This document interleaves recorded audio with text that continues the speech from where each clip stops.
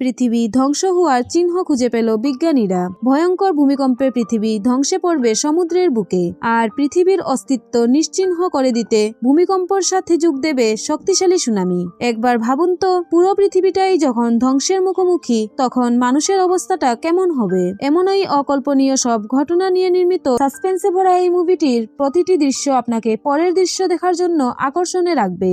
মুভির শুরুতেই আমরা লস অ্যাঞ্জেলেসের পাহাড়ি রাস্তায় একটি গাড়ি চলতে দেখি। গাড়িতে আছে নেটেলিয়া নামের একটি মেয়ে, কিন্তু হঠাৎই নেটেলিয়ার পৃথিবীটা যেন কাঁপতে শুরু করে।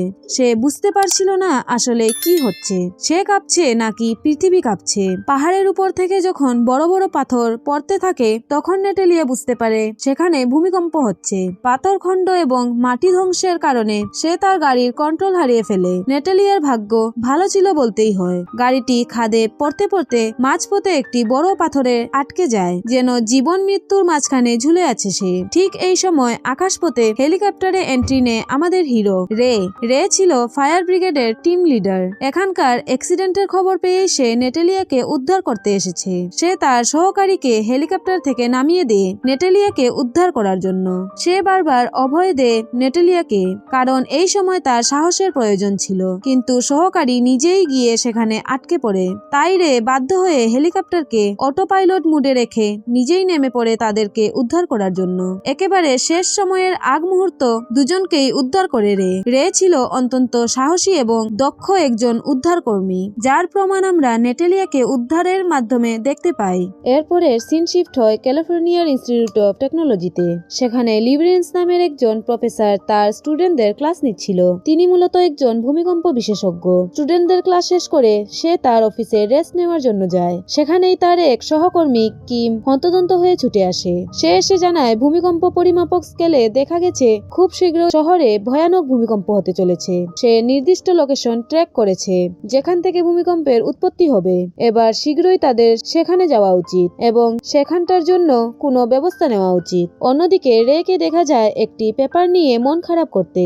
এটি ছিল তার ডিভোর্স পেপার। আসলে তার ব্যক্তিগত জীবনে পারিবারিক সমস্যা ছিল। তার স্ত্রী এমা তার সাথে হ্যাপি ছিল না, তাই তাকে ডিভোর্স পেপার পাঠিয়ে দিয়েছে। তাদের একমাত্র মেয়ে, যার নাম ছিল ব্লেকি, সে তার মায়ের সাথে থাকতো। প্রফেশনাল কাজের জন্য রে তার ফ্যামিলিকে সময় দিতে পারত না, তাই সবার সাথে তার এই দুরন্ত সৃষ্টি হয়। এদিকে লিউরেন্স এবং কিমের নির্দিষ্ট জায়গায় পৌঁছতে দেরি হয়ে যায়। ভূমিকম্পের মাত্রা বোঝার জন্য কিম নির্দিষ্ট জায়গায় নিচে নেমে যায়, কিন্তু কিছু বুঝে ওঠার আগেই যেন সবকিছু ভাঙতে শুরু করে। পুরো শহরটাই যেন দুলে ওঠে। ব্রিজ, বিল্ডিং নিমিষেই ভেঙে পড়তে থাকে। শুরু হয়ে যায় ভয়ানক ভূমিকম্প। উপরে থাকা প্রফেসর লিউরেন্স সাধারণত মানুষকে দ্রুত নিরাপদ জায়গায় চলে যেতে বলে। সবাই দৌড়ে সেখান থেকে চলে যেতে চায়, কিন্তু আতঙ্ক ছড়িয়ে পড়ায় হই হুল্লোড়ে ভিড়ের মাঝেও বিপদে পড়ে যায় অনেকেই। এখানে পাশেই একটি বাচ্চা মেয়েকে দেখা যায়। সে ভয় পেয়ে ব্রিজের এক কোনায় লুকিয়ে কাঁদছিল। অন্যদিকে ব্রিজ এক পাশ থেকে ভেঙে আসছিল।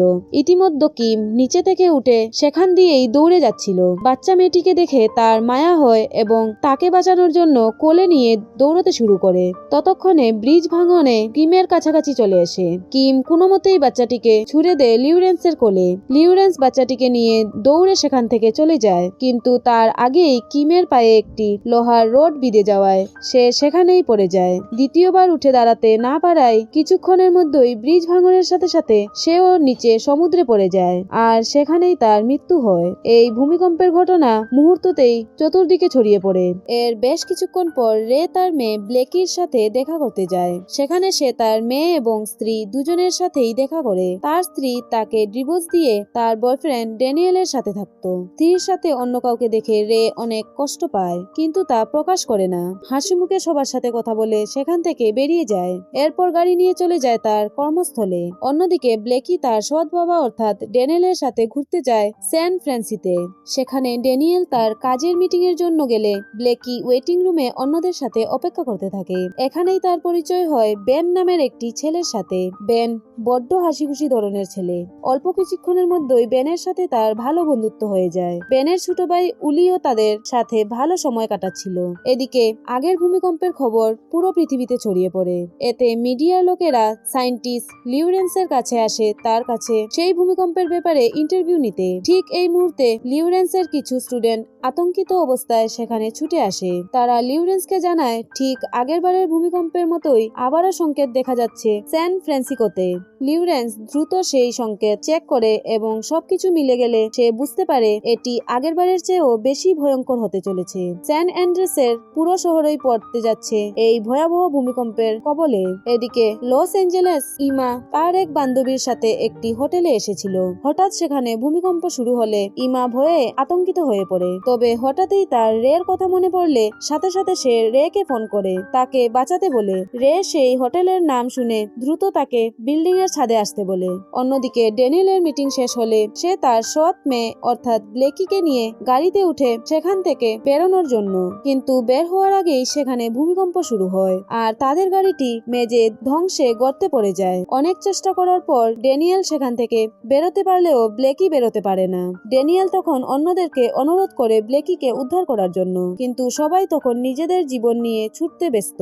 অনেকেই বিল্ডিং ধ্বংসে মারা যাচ্ছিল।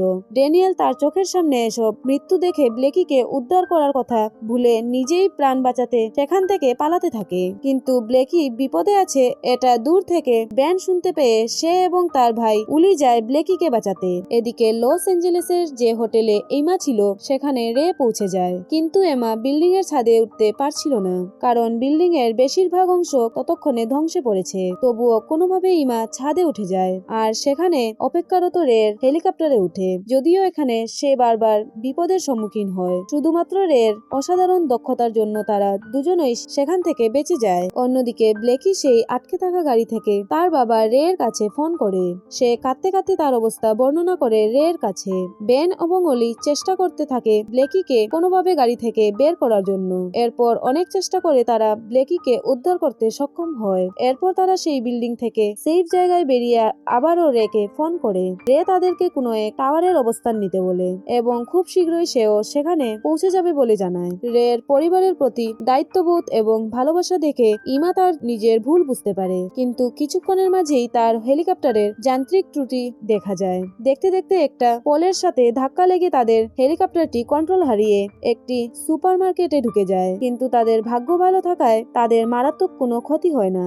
এর মধ্যে প্রফেসর লিউরেন্স তার পরীক্ষা নিরীক্ষা থেকে বুঝতে পারে এই ভূমিকম্প আরো ভয়ানক রূপ ধারণ করতে যাচ্ছে, তাই সে এটি মিডিয়ার চ্যানেলের মাধ্যমে সবাইকে জানানোর ব্যবস্থা নেয়। এদিকে রে এবার তার মেয়ের কাছে পৌঁছানোর জন্য গাড়ি নিয়ে বের হয়, কিন্তু চলতে চলতে রাস্তায় তারা থামতে বাধ্য হয়, কেননা ভূমিকম্পে রাস্তা মাঝ থেকে অনেক অংশ দেবে গিয়েছে।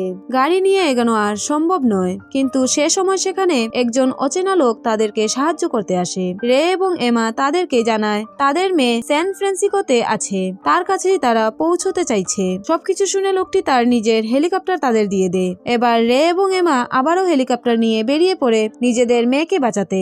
স্যান ফ্রান্সিসকো এয়ারপোর্টে পৌঁছে তারা চারিপাশে ভূমিকম্পের ধ্বংসলীলা দেখতে পায়। এবার শহরের ভেতরে পৌঁছানোর জন্য তারা পানিপথ ব্যবহার করতে চায়, কেননা ভূমিকম্পের সাথে সুনামি যুগ হয়ে এখন সমুদ্রের উচ্চতা বেড়ে গিয়েছে আর শহরে পানি ঢুকে পড়েছে।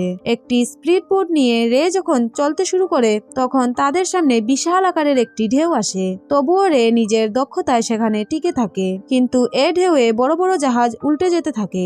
এই ঢেউটি এখানকার উঁচু ব্রিজ যেখানে সকলে আশ্রয় নিয়েছে সেই ব্রিজটিকে এক ঝটকায় ভেঙে ফেলে। জাহাজ উল্টে বড় বড় কন্টেনার পড়েও মানুষ মারা যেতে থাকে। এমনকি এখানে আশ্রয় নেওয়া ড্যানিয়েল ও মৃত্যুবরণ করে, কিন্তু রে তার বোট নিয়ে কঠিন পরিস্থিতি সামলে নির্দিষ্ট জায়গায় পৌঁছে যায় যেখানে ব্লেকি থাকার কথা ছিল, কিন্তু সেখানেও সবকিছু তছনছ হয়ে গিয়েছিল। হঠাৎই পাশের বিল্ডিং এ অবস্থান নেওয়া ব্লেকি তাদেরকে দেখতে পেয়ে চিৎকার করে ডাকতে থাকে।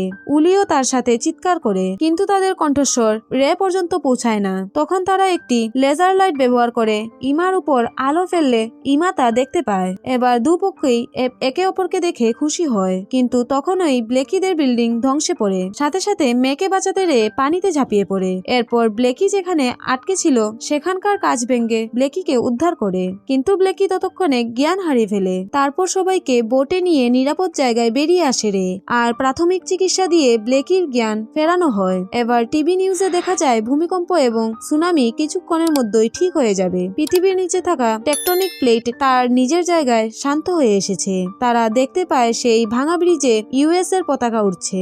তাদের দেশটা পুরো ধ্বংস হয়ে যায়নি, পৃথিবী এখনো টিকে আছে। তাদের মুখে বেঁচে থাকার খুশি।